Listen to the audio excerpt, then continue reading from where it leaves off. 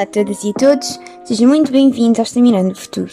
Nós somos os Carbono 5 e hoje vamos falar-vos de células estaminais. Eu sou a Cristina Ricardo e conto com a ajuda de 4 colegas para vos levar nesta aventura. São elas a Cristiana Costa, a Susana Guerra, a Mariana Cinturão e a Sara Pacheco. Ao longo deste vídeo vamos falar-vos um pouco da origem das células estaminais, da sua utilidade e daquilo que acreditamos que seja o futuro desta terapia e destas células mágicas. Querem acompanhar-nos? Então, antes de aprofundarmos o nosso conhecimento em células estaminais, tivemos a ideia de tentar perceber o que é que as pessoas à nossa volta sabem do assunto. Assim, fomos à rua perguntar o que são e para que servem as células estaminais.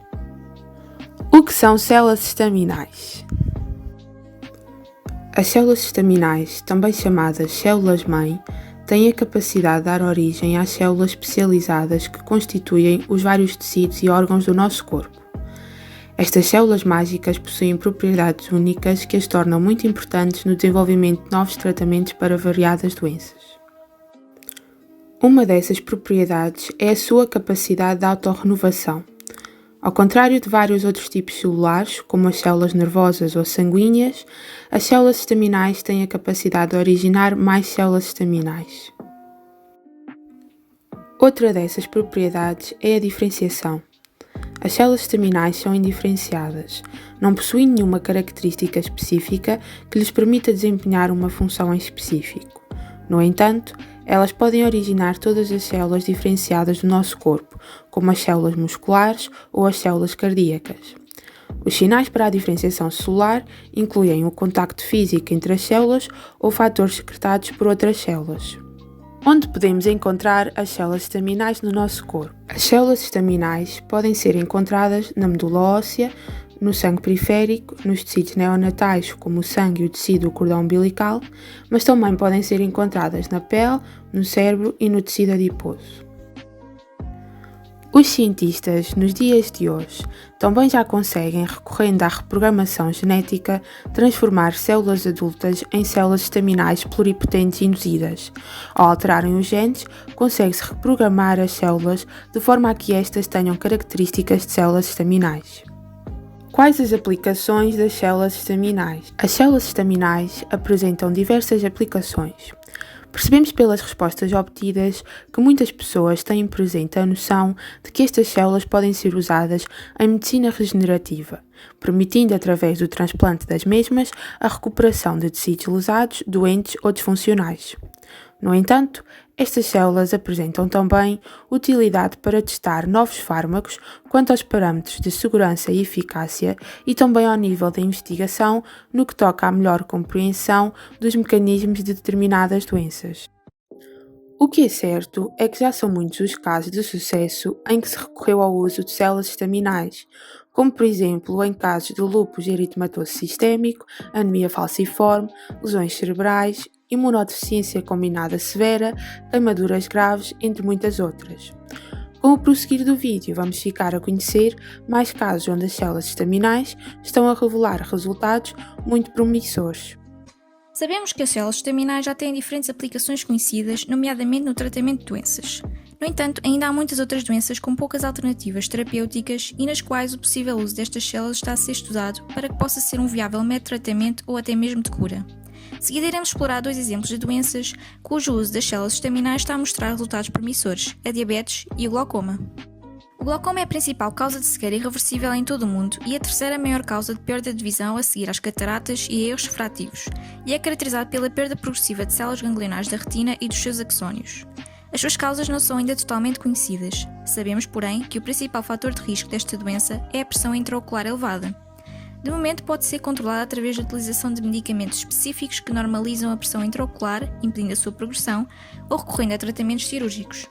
Uma potencial terapia para os danos na retina resultantes do glaucoma é a neuroproteção, sendo o transplante intravítrea de células estaminais uma opção viável. É aqui que entram as células estaminais do cordão umbilical. Por que usar as células do cordão umbilical? Primeiramente, células estaminais de diferentes origens têm mostrado o maior potencial no tratamento da neuropatia óptica. O uso de células estaminais do cordão umbilical, mais particularmente da geleia de Wharton, é a alternativa mais promissora. Estas células têm características biológicas das células estaminais adultas e embrionárias, mas estão mais próximas da forma original e são mais proliferativas do que as estaminais adultas. Populações deste tipo de células podem ser facilmente expandidas e o seu uso evita questões éticas. Além disso, estão prontamente disponíveis e podem ser adquiridas de forma não invasiva, ao contrário das células estaminais da medula óssea. Um estudo realizado na China apresentou resultados prometedores. Neste estudo foi investigado o tempo de sobrevivência de células estaminais do cordão umbilical em ratos com pressão intraocular elevada e o seu efeito na evolução dos danos causados na retina. As células foram implantadas na cavidade vítrea e sobreviveram bem durante aproximadamente 2 meses, ou seja, 8 semanas. Após a análise de diferentes secções do globo ocular, observou-se que as células se depositaram em aglomerados na superfície posterior da lente e depois migraram em direção à retina dentro da cavidade vítrea 7 dias após o transplante.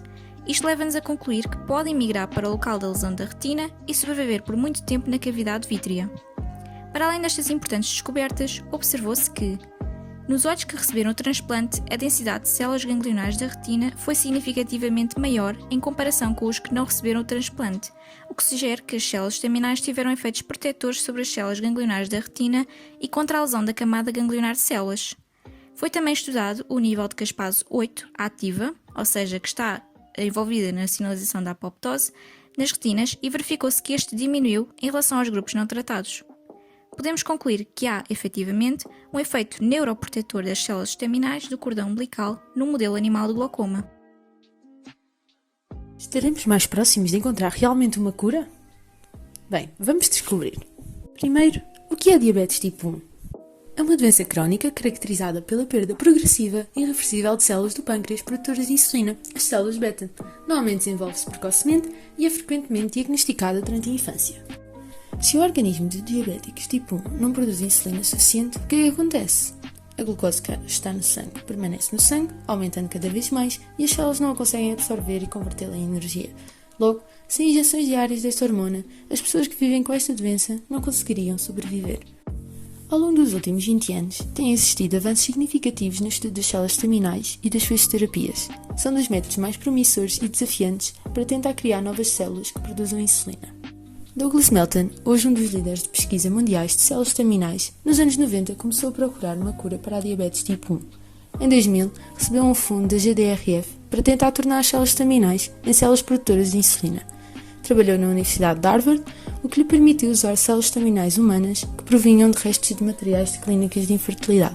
Eles conseguiram derivar, ter acesso, usar e ainda instruir estas células, o que foram grandes desafios. Eles sabiam que se as células que se tornassem azuis estavam a produzir insulina. Em 2014 conseguiram obter resultados positivos. Depois deste avanço, Melton criou uma empresa chamada Sema Therapeutics, que se focou em reproduzir mais células e em torná-las num tratamento real. Em 2019 a empresa foi vendida por 950 milhões de dólares à Vertex, que garantiu que o processo funcionasse sempre e que seria seguro injetar estas células em pacientes. Mais tarde, em 2021, a Vertex recebeu a aprovação da FDA para começar a realizar ensaios clínicos. A Vertex desenvolveu uma terapia chamada VX880, que consistia em administrar a pacientes uma única dose de células estaminais totalmente diferenciadas em células beta e fármacos imunossupressores para proteger estas células de serem destruídas. Brian Shelton foi o primeiro paciente a participar nos ensaios clínicos e no 90º dia dos ensaios houve uma restauração significativa das células beta. Dentro de alguns dias, a quantidade de insulina que ele normalmente injetava reduziu-se em 91%. Mas por que é que estas células são mortas ou rejeitadas? No caso de Shelton, o seu corpo está a produzir insulina outra vez, mas ele tem de tomar imunossupressores para tentar impedir que o seu sistema imunitário destrua estas novas células. Portanto, o desafio agora é como parar o sistema imunitário de destruí-las. Uma nova terapia desenvolvida pela ViaCyte, em colaboração com a CRISPR Therapeutics, permite alterar o código genético de uma célula com extrema precisão. Fazendo isto, as células que queremos implantar conseguirão talvez criar células beta que não sejam reconhecidas pelo sistema imunitário. Esta terapia coloca células beta geneticamente modificadas dentro de uma bolsa que está em contacto direto com as células e fornece-lhes todos os nutrientes e oxigênio que necessitam. Mas existem ainda várias questões, como com que frequência a bolsa tem que ser reposta. Existe outra terapia, na fase 2 dos ensaios clínicos, em que se coloca as células beta modificadas em uma bolsa em que os vasos sanguíneos e as células imunitárias não conseguem penetrar, mas permite que nutrientes como oxigênio, glicose e outras hormonas passem por ela. Encapsulação e editar os genes pode ser realmente formas de proteção destas células. Hoje em dia, o custo da insulina ainda é um problema para muita gente, mas é um fármaco que sustenta a vida. Estima-se que globalmente se gasta mais de 90 bilhões de dólares por ano. Felizmente, a pesquisa das células estaminais está a mudar o curso desta doença. Para diabéticos que queiram uma cura, que não requeira tratamento adicional, pode não ser mais uma questão de se, mas de quando. Ética na utilização de células estaminais. Os problemas éticos relacionados com a utilização de células estaminais estão essencialmente relacionados com dois grandes temas: a investigação e a utilização para tratamentos de patologias, sendo a primeira a que tem levantado mais questões e também um passo necessário para que se consiga chegar à segunda. O grande problema ético na origem do debate da investigação em células estaminais está relacionado com a utilização de células embrionárias e, por isso, ligado também à questão do estatuto moral do embrião em si, ou seja, de este ser considerado ou não como um ser humano. Este é um problema que vemos também em outras questões como o aborto ou a fertilização in vitro. Existe quem defenda que este tipo de investigação poderia ser levado a cabo em embriões sedentários dessa mesma fertilização. No entanto, essa questão parece também levantar o receio que isso funcione como estímulo a uma maior produção e à transformação do embrião numa mera comodidade. Também neste âmbito, em Portugal, a procriação medicamente assistida para fins deliberadamente de investigação encontra-se proibida desde 2006. Mas voltando à questão do estatuto do embrião, um parecer dado ao Conselho Nacional de Ética italiano referia, por exemplo, que existe o dever moral de tratar o embrião humano desde a fecundação segundo os critérios de respeito e tutela atribuídos a todos os seres humanos. Apesar de poder não estar previsto na lei, existe a ideia de que o embrião tem direitos fundamentais e que é digno de proteção.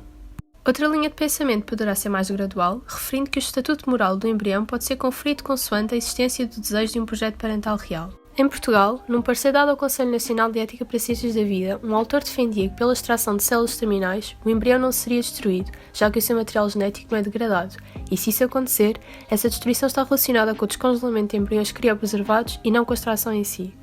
Tudo isto leva a que avanços como a reprogramação genética de células adultas em células estaminais pluripotentes induzidas seja tão relevante para a mitigação destas questões. Outro problema ético da utilização de células estaminais está relacionado com o consentimento da doação das células e a atribuição das mesmas. Este é um problema que se coloca quando da recolha das células a partir do cordão umbilical de um bebê. Colocam-se questões relacionadas com o facto de serem os pais a autorizar essa mesma recolha, e principalmente com quem pertencem essas células, se ao dador ou aos seus pais, e ao seu futuro uso, no sentido de quem seria responsável pela utilização das células no futuro em questões terapêuticas, por exemplo. No entanto, este é um problema ético talvez relativamente mais fácil de solução que o anterior. Talvez por isso a utilização de células estaminais do cordão umbilical seja visto como tendo o potencial de solucionar questões éticas relacionadas com este tipo de investigação. A questão da clonagem é também amplamente debatida. Falamos aqui, claro, da clonagem não reprodutiva, visto que a reprodutiva se encontra banida pela grande maioria da comunidade científica internacional. A clonagem não reprodutiva é aquela que é a chave para a utilização das células estaminais em diversas terapêuticas, alterando o panorama global a este nível. Esta clonagem ocorre através da transferência do núcleo de uma célula somática para um óvulo enucleado. Desta forma, as células estaminais criadas, que deverão ser idênticas às de quem receberá o tratamento, não serão rejeitadas pelo sistema imunitário. No entanto, este tipo de trabalhos requer que existam embriões clonados, causando problemas relacionados não só com a legalidade da questão, mas com a moral da mesma, questionando se o fim da cura justifica ou não essa clonagem. Então, agora que já confrontámos as ideias da comunidade com as nossas próprias, antes e depois de uma pesquisa extensa, podemos concluir que as células estaminais, e especialmente as suas múltiplas utilizações, são um tópico bastante presente no nosso cotidiano, com maior ou menor grau de compreensão. Percebemos também que será expectável que, com o constante avanço das tecnologias da saúde, as terapias que recorram a estas células passem a ser ainda mais comuns, o que se poderá traduzir no acesso mais facilitado às mesmas, quer em termos financeiros, quer em abundância de espaços especializados na realização dos tratamentos. Assim, esperamos que o nosso Estaminando o Futuro ajude a abrir muitos horizontes no que às células mágicas diz respeito e, quem sabe, a melhorar a concepção que acerca delas se tem. Muito obrigado por nos terem acompanhado nesta aventura.